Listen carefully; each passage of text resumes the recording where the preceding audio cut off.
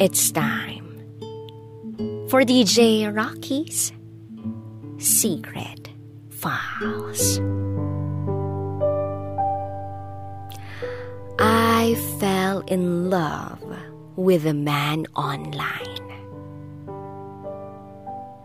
Hi DJ Rocky, it's me again, Grace. Narinig ko na binasa mo ang part 1 ng storya ng buhay ko. Kaya naman ngayon, ikukwento ko ang pangalawang bahagi ng Secret File ko. March 2018, dumating ako kasama ng mga kabatch ko dito sa Germany para magtrabaho bilang ICU nurses. Nakakatakot, pero nakaka-excite rin. Takot dahil bagong panimula na naman ng buhay OFW ko, at saya naman dahil sa wakas, natupad ko na ang pangarap ko na makatuntong sa Europa. Sa simula, nahirapan ako mag-adjust sa trabaho kasi halos lahat ng mga kasama namin hindi marunong mag-English. Kaya kailangan talaga naming matutong mag-German sa napakaiksing panahon. Iba rin ang trabaho rito kumpara sa mga dating hospital experiences ko. But despite all that, naipasa ko rin naman agad ang American exam rito. Equivalent yon ng Philippine Nursing Licensure Exam sa Pinas. Sa mga napagdaanan ko sa unang buwan ko dito sa Germany, kahit mahirap, hindi naman ako nabahala dahil nandyan lang si Andrew. Lagi siyang nakaalalay sa akin. Kahit busy siya sa trabaho, he always make time na makausap ako through video calls. Calls and text messages. Kahit busy nga siya, no? Bilang isang lawyer, I feel so much loved. Sa kasamaang palad, hindi pa rin kami nagkikita dahil sa December pa ang bakasyon niya. At medyo malayo ang city niya sa city ko. 4 to 5 hours ang travel, by bullet train yun ha. At kahit gustong-gusto na talaga naming magkita, lagi na lang may mga hindi inaasahang pangyayaring nagaganap. Yung una, na-move ang American exam date ko kaya imbes na mag-visit siya sa akin, sabi niya mag-concentrate na lang daw muna ako sa pag-aaral at sa pagre-review. Mahirap kasi yun dahil in German language ang exam. Both written and oral exam yun. So kailangan matatas ang dila ko sa pananalita ng Aleman para makapasa ako in my first try, diba? May kamahalan rin ang exam. 600 euro yun. At ang examen niya magbabayad. Tapos yung sumunod naman na nangyari, nag-visit yung ate ko sa akin ng bandang June. Kaya imbes na siya yung ka-meet up ko, pinasyal ko yung ate ko sa Berlin. Then August naman, hindi na-grant ang vacation leave ko dahil nagkamali yung head nurse ko sa ICU sa pagsulat nito.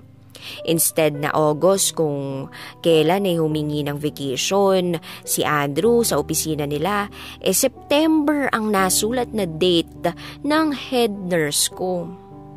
Tapos nung dumating naman ang September, nagkasakit ako. 2 weeks yun na vacation ko sana. At dahil ayaw kong mahawa si Andrew sa akin, napagpasyahan naming December na lang talagang magkita. Yung tipong Christmas holidays. Masaya naman kami kahit never pa kaming nag-meet personally. Continuous ang communication namin. Sabi pa nga niya, he never spends his time online dahil hindi niya hilig ang social media. But because of me, talagang nag-adjust siya big time. Sabi ko sa kanya, video calls ang tanging paraan para may pagpatuloy namin ang relasyon eh. Kaya dapat magtiis siya. Minsan nga nagkakapikunan din kami, nagkakatampuhan. Pero sadyang pasensyoso at mature siya. Kaya nagiging maayos kami. Nagiging ayos kung ano man yung issue namin. Then one day in November, ilang beses ko siyang tinawagan, hindi niya sinagot yung mga tawag ko. Kinabahan ako. Nag-iwan ako ng napakaraming mensahe. Then that night, tumawag ako uli after work para kumustahin siya.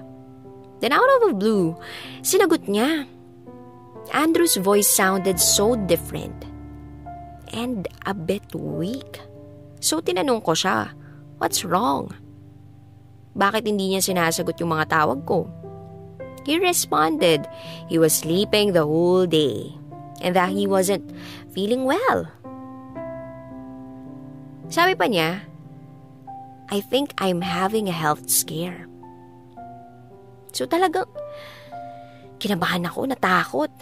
Sabi ko sa kanya, go and call a doctor please. Pwedeng emergency to. Natakot ako kasi alam ko mag-isa lang siyang nakatira sa bahay niya at malayo ang mga tirahan ng mga magulang niya sa kanya. Inassure niya ako. At sabi niya, don't worry babe, tomorrow I will visit my doctor. So medyo napanatag ako. So nagpaalam na kami ng maayos sa isa't isa. Kinabukasan nag-message uli ako sa kanya pagkagising ko pa lang. Hindi siya nag-reply so naisip ko na baka pumunta na siya sa doctor niya. Then I went to work afterwards. Kahit nasa trabaho, hindi mawala sa isip ko ang mag-alala sa kanya. Kaya during break time ko, nagme-message ako sa kanya. And still, no response. Then after work, binalisan ko yung pagbike ko pa uwi para matawagan ko siya through video call. Grabe na talaga yung worry ko sa kanya as in. Naka 20 calls na ata ako. And not once na nasagot niya ang mga tawag ko. Nagpapanik na ako pero wala akong magagawa kundi ang magdasal. Hindi ko alam kung sinong tatawagan o kukontakin sa mga family o friend niya dahil never ko pa naman silang na-meet. Hindi ko rin alam saan siya nakatira kasi never pa ako nakapunta sa city niya. Then, every day for 1 month wala akong ibang ginawa kundi ang tawagan siya. I-message siya o hindi kaya iyakan siya. Wala akong idea kung anong nangyari sa kanya. Kung totoo ba na nagkasakit siya, buhay pa kaya siya. Hindi kaya gawa-gawa niya lang yung health scare na yun at talagang ayaw niya na lang na ipagpatuloy yung relasyon namin. Gulong-gulo yung isip ko. Hindi ako makatulog, hindi ako makakain, hindi ako makapag-concentrate sa trabaho. Hindi ko alam kung ano nang nangyayari sa kanya. Wala akong balita sa kanya. Hindi ko alam kung paano ko siya malulukit. Hindi ko alam kung paano ko siya makukontak. As in, 1 buwan yun. Iyak lang ako ng iyak. Namimiss ko siya. Kahit na feeling ko, ginhosting na niya ako. Ang sakit-sakit. Pero kailangan kong magpakatatag. Kasi, walang nakakaalam ng pinagdaraanan ko Pinagdarasal ko na lang siya kung nasan man siya naroon. Sana, nasa mabuti siyang kalagayan. I was grieving.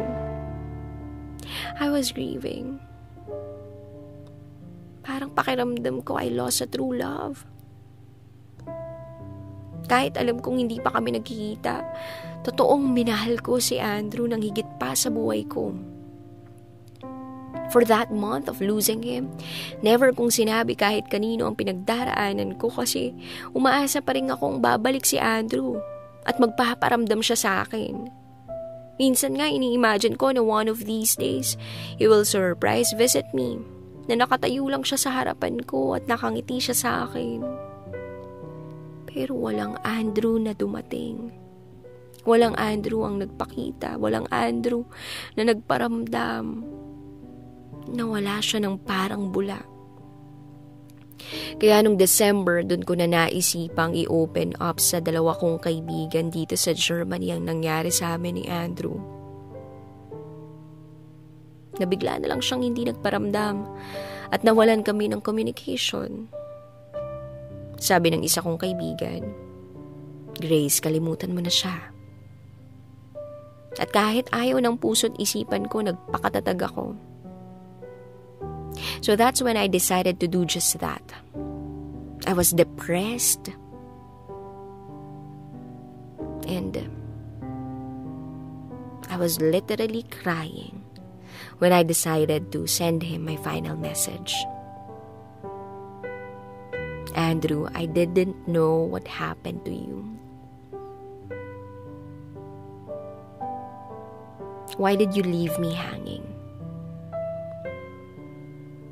Why don't you reply to me? But after all the pain and the nights I spent crying for you, I decided to finally let you go and forget about you. Forget about you and my feelings. My feelings for you. I love you so much, and I pray that you are doing great and that you have a great life ahead. Goodbye, and may God be with you all the time. Thank you for all the memories, even though I never met you in person. I loved you more than my life. I love you more than life itself. Ang sakit-sakit. Pero I know it's time for me to move on. Kailangan ko na siyang kalimutan. Mahal na mahal ko siya, pero siguro hindi talaga kami tinadhana para sa isa't isa. Umiyak ako ng buong magdamag. Hanggang sa nakatulog na lang ako na basang-basa ng luha ang unan ko ng gabing yun. Then after 3 days simula ng December vacation leave ko, yun sana yung natatakdang araw na magkikita kami ni Andrew. Nakaiga lang ako sa kama at nakatingin sa kawalan habang nakikinig sa mga Christmas song to help cheer me up. Bigla na lang ako nakatanggap ng isang text message. Ayoko pa sanang basahin yun kasi wala ako sa mood makipag-usap kanino man. Pero parang may nag-uudyok sa akin na abutin yung cellphone ko. I am in a hospital. Yun ang nakasulat sa text message na yun. Biglang bumilis ang tibok ng puso ko. Kahit hindi na nakasave ang phone number na yun sa cellphone ko, alam na alam ko kung kanino yung numerong yun. Agad-agad kong tinawagan yung numerong yun at bigla na lamang akong napahagulgol at napabulalas ng iyak nang marinig ko ang nasa kabilang linya. Bilang isang ICU nurse, alam na alam ko ang tunog ng mechanical ventilator at ang mga alarm sa isang cardiac monitor. Yes, si Andrew ang nasa kabilang linya. At kahit, hindi niya ako pinagsasalitaan ng mahaba, alam kong siya yun. Ang tanging naririnig ko lang ay ang paghinga niya, pagsinghot niya, at ang pilit niyang pakikipag-usap sa akin. Patuloy ko siyang kinakausap kahit wala akong sagot na natatanggap. Iyak ako ng iyak. At alam kong ganun din yung ginagawa niya. Nagpasalamat ako na sa wakas tinawagan niya ako. Nagsorry din ako dahil sa mga farewell message ko sa kanya. And I assured him na tatawagan ko siya kahit hindi niya ako masasagot pa. After ng call, nag-message agad ako sa kanya. At isinalaysay niya sa akin ang nangyari kahit mali-mali ang spelling ng message niya sa akin. Alam kong mahina pa rin siya. I was in a coma for 3 weeks in the hospital. My mom found me on my bed unconscious. Sabi ni Andrew. At habang nagte-text kami, doon ko na-realize na totoo pala ang fear ko nung una na he might be in a critical condition. Nagpatuloy ang communication namin after that. Nag-video calls kami at yun nga, I was right. Nakatube si Andrew, kaya hindi siya makapagsalita. Every night I was praying for his fast recovery. And I decided na on January during my vacation leave on his birthday, pupuntahan ko siya sa hospital niya at aalagaan ko siya. Pero a week before ng travel date ko going sa city kung saan man siya naka-admit, he told me not to go. Nagtaka ako at nag-alala. Tinanong ko siya kung bakit ayaw niya kaming mag-meet. Ang sabi pa niya ay ayaw niya raw kasi na makita ko siya na nasa weak and vulnerable condition. Gusto niya raw sa first meetup namin ay maayos ang kalagayan niya. So kahit ayoko sana ay pumayag na rin ako. He was on a rehab from Feb to March. Kailangan niyang matutong huminga ng walang oxygen, magsalita ng walang tube, maglakad mag-isa, kumain ng walang NGT, at gawin ang mga physical activity na ginagawa ng isang normal na tao by himself. It was difficult and painful, but Andrew was able to surpass them all. Sa sobrang fast ng recovery niya, ay talagang napabilib ang mga doctor and nurses sa galing niya. And through all that, kahit nasa malayo ako, I was cheering him up. I was giving him my full support and my love. We continued our relationship and started again. Then April 2019, I decided to visit him at last. A week after he arrived in his home. Our first meeting was my first travel from Munich going to Cologne. Kahit kinakabahan ako, naisip ko kung si Andrew nga nakayanan niyang maglakad kahit mahirap, kakayanin ko rin magbiyaheng mag-isa papunta sa unfamiliar territory pa niya. It was memorable. That first meeting, we hugged each other so tight and cried in each other's arms. Medyo nahihirapan pa siyang maglakad nun, pero talagang pinilit niyang maglakad para lang sunduin ako sa train station. Then for 2 weeks, we were together. We got to know each other better, and of course, I took care of him. Minsan namamasyal kami, naka-wheelchair siya, tulak-tulak ko. Pero hindi ko ininda ang hirap at pagod dahil ang tanging gusto ko ay mapabuti siya at mas mapabilis ang recovery niya. And now, after 3 years of being together, going strong pa rin ang relasyon namin. And we're planning to get married. We're looking forward of spending the rest of our lives together forever. Andrew has fully recovered and he's enjoying good health now. Balik trabaho na rin siya. Ako naman, eto masaya at kontento dahil wala na akong hahanapin at hihilingin pa. Nasa akin na uli ang man of my dreams. At kahit nawala man siya ng 1 buwan sa akin, bumalik naman siya para magstay forever with me. May mga pagsubok sa buhay na akala mo ay hindi mo kaya lampasan. Pero kung ito ay dadagdagan mo ng ekstrang pananampalataya at paniniwalang hindi ka iiwan ni God sa kadiliman, makakayanan mo ang lahat ng pagsubok sa buhay. Pag totoong mahal mo ang isang tao, maghihintay ka, magtitiwala ka, at magmamahal ka ng walang pagdududa sa hirap at ginhawa, sa karamdaman at sa kalusugan. Kakapit ka lang at hindi ka bibitiw. Hindi mo pakakawalan ang pagkakataon na magmahal ng lubusan sa isang taong alam mong ang siyang tanging magpapasaya sa iyo, ang karugtong ng buhay mo at kukumpleto sa mundo mo. Sana nagustuhan ninyo. Muli, ako si Grace at ito ang aking secret file. Always your number one SM radio station. Love Radio. Kabisyo, nakarelate ka ba sa secret file na binasa ko? Kung nakarelate ka, mag-subscribe ka na dito sa aming YouTube channel at pindutin mo na rin ang notification bell para updated ka sa mga susunod na episodes ng DJ Rocky's Secret File.